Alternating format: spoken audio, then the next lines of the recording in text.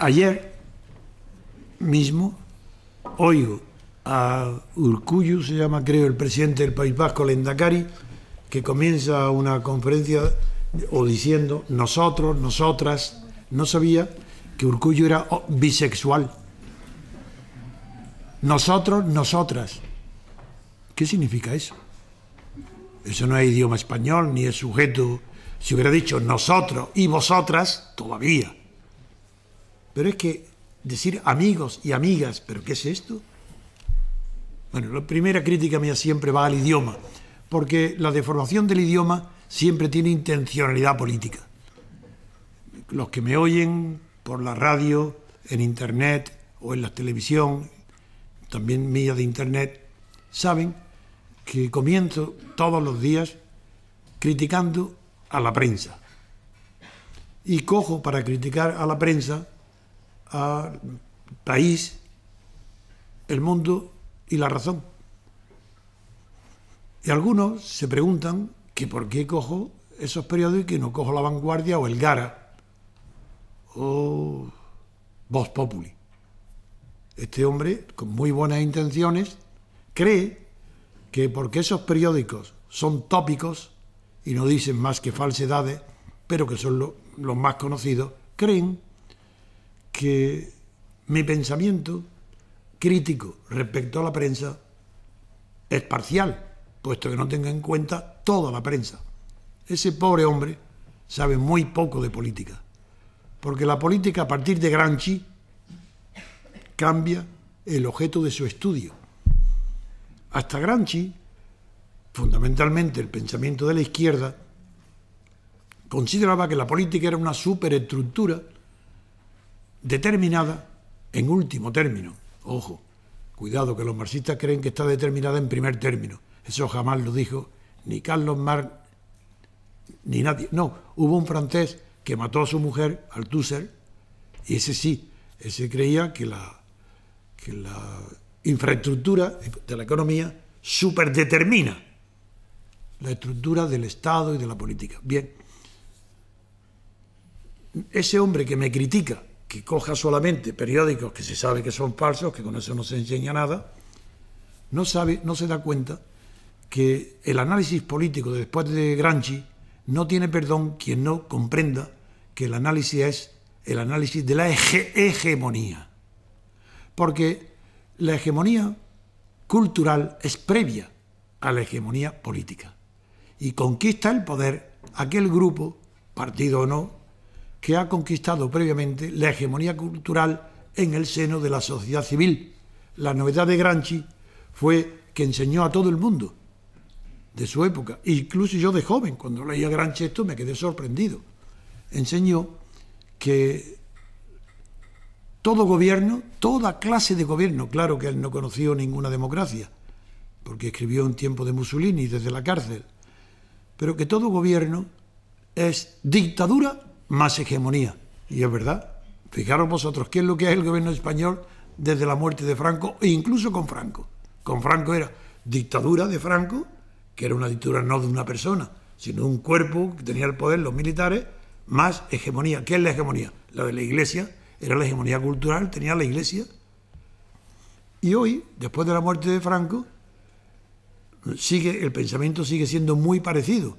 Hay una dictadura, solo que en lugar de ser permanente o vitalicia, es una dictadura que dura 4 años, si gana la mayoría absoluta, o 8, si gana la mayoría absoluta. Un partido como hoy el PP, o en tiempos de Felipe González, gana la mayoría absoluta, todos sabéis que en ese momento el partido tiene en sus manos, en su poder y bajo su control, el poder ejecutivo, el gobierno, el poder legislativo y el poder judicial, que por cierto, luego, si queréis ahora o en las preguntas, diré por qué en España no es que el Poder Judicial esté dependiendo o pendiente o dependiendo de el Legislativo y el Ejecutivo. No, es mucho más grave. Yo, si me lo preguntáis luego, para no interrumpir el hilo de mi charla inicial, en España no hay Poder Judicial, no existe, pero que no en teoría, ni en la práctica. Es que en la Constitución española, la que han dictado otras personas, los que dictaron después de Franco, los herederos de la dictadura, los que Lavoisier llamó chulos del tirano y que yo llamo chulos del Estado. Eso hicieron esta Constitución. Y en esta Constitución está en vigor, no existe poder judicial. Expresamente, ni en teoría, ni en la letra, ni en la redacción, ningún artículo dice que exista poder judicial. Pero esto, salvado este paréntesis que hago del poder judicial, vuelvo al discurso inicial, que es que Gramsci, al poner de relieve la hegemonía, me obliga a analizar día a día, al coger los periódicos, a los periódicos que representan la hegemonía. Esto es lo que este pobre hombre ignora. Yo tengo que analizar la hegemonía y destruir la hegemonía. ¿Qué me importa La Vanguardia o Gara? Pero ¿qué me importa si esos no tienen la hegemonía en España? Tienen una hegemonía local, periodística, pero no política. Y por eso yo empiezo mis críticas en la radio todos los días poniendo en ridículo, analizando cómo los periódicos, grandes periódicos por sus ventas, no saben español. Primero, porque no saben ni hablar, porque ponen titulares que no significan nada, o ponen todos los días alguna palabra entre comillas. Como me estáis viendo, la costumbre de entrecomillar palabras proviene de la absoluta ignorancia del idioma español, porque es muy cómodo hacer así, ese gesto tan ridículo y tan tonto, a aquellas personas que no tienen vocabulario y utilizan una palabra nunca en su sentido propio y tienen que hablar haciendo así continuamente. Ese está en la prensa y en el lenguaje hablado. Pasado la crítica al uso de la gramática, que también explico que nunca es inocente. El español no se habla mal porque haya una falta de cultura y ni de gramática. No, no. El lenguaje se deforma y se habla mal porque hay una intención política de deformarlo. Es a propósito, por ejemplo, los académicos, Lázaro Carretero, ¿os acordáis que tenía una sesión muy célebre, el dardo en la palabra? Y tenía razón, todo lo que decía es verdad, pero jamás explicó por qué. ¿Por qué se deforman las palabras? Y yo no me preocupa más que eso, explicar por qué se deforman el significado de las palabras. Y eso analizo en uno de los capítulos del libro que tengo allí que se llama Pasiones de servidumbre. Pasada la crítica de la gramática y del léxico y del vocabulario, ya pasa al contenido. Y en el contenido lo que pongo de relieve, uno, que todos los periódicos mienten, sin excepción, pero no que mienten porque tengan ideas equivocadas, mienten en los hechos. O, bueno, por ejemplo, y el discurso, pongamos a esta señora de Cospedal, que es la secretaria del PP. Pues veo en la prensa su discurso y dice, me apesta, no sé qué de Oriol, del dinero en Suiza, tal, me apesta. ¿Sabéis lo que significa me apesta? Yo lo termino. Para que sea español tiene que decir, me apestan los pies, me apesta la garganta, la boca, pero no, ¿cómo le va a apestar algo de otra persona que produce peste? Pues ella dice, me apesta, pero eso es todo. ¿Por qué? Se atribuyen de todo lo ridículo. Por ejemplo, Pujol roba, y está aprobado, y lo digo claramente aquí, desde hace 30 años está robando, desde Banca Catalana. No digamos más, ese roba más. Entonces, ¿cómo se atreven? Bueno, pues estos ladrones son los actuales separatistas. ¿Por qué separatistas? Está explicado en otro libro mío, que se llama El discurso de la República, escrito en el año 94, donde describo al pie de la letra lo que está pasando en Cataluña y en el País Vasco. Pero al pie de la letra.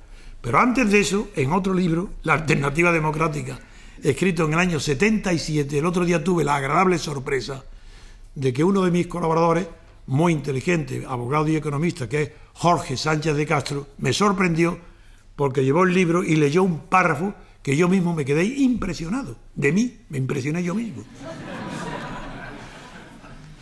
Porque decía exactamente lo que está pasando hoy. No es la corrupción es lo de menos. Es a dónde conducía, lo escribí antes de aprobar la Constitución. Y ya decía allí exactamente lo que está sucediendo hoy. Lo leyó y es verdad que era impresionante decirlo. Y él me comparó que era más profunda mi visión de la política y de la realidad que incluso Tocqueville. Y yo le dije, sí, pero Tocqueville predijo 100 años antes que el mundo estaría dominado exclusivamente por dos potencias, Estados Unidos y Rusia. Quiero decir que no hay nada sorprendente. Yo no soy brujo, ni soy adivino. Simplemente que soy el único español que sabe pensar en la política, que sabe analizarla. Analizar es descubrir las causas. Un periodista, ¿cuál es la obligación de un buen periodista? Bueno, de verdad, excepcional, que merezca el premio Pulitzer. Poner en relación acontecimientos de la superficie que todo el mundo ve, pero que nadie los relaciona. Ese es un periodista genial. ¿Cuál es la función de un pensador? La misma, pero poner en relación los acontecimientos o las fórmulas o las tensiones o los poderes que no se ven. Amigos, ahí ya me encuentro solo. Por eso hace 30 años lo que entonces no se veía, yo sí lo veía y lo pude describir en mis libros y en mis artículos. Esa es la razón por la que entre personas de buena fe, como sois vosotros, y no tengo jamás la demagogia de alabar a mis oyentes, pero por lo menos por la gratitud que habéis recibido con un aplauso caluroso, digo, vosotros sí sabéis apreciar cuando se dice la verdad y cuando se dice la mentira. Y sabéis apreciar cuando alguien dice algo profundo, porque no lo ha oído nunca, porque es la primera vez, porque al decirlo yo, si se anda, pues es verdad, es cierto, lo que dice es verdad, no lo había pensado, pero es verdad. Porque yo soy incapaz de escribir ni hablar si a la vez no pienso.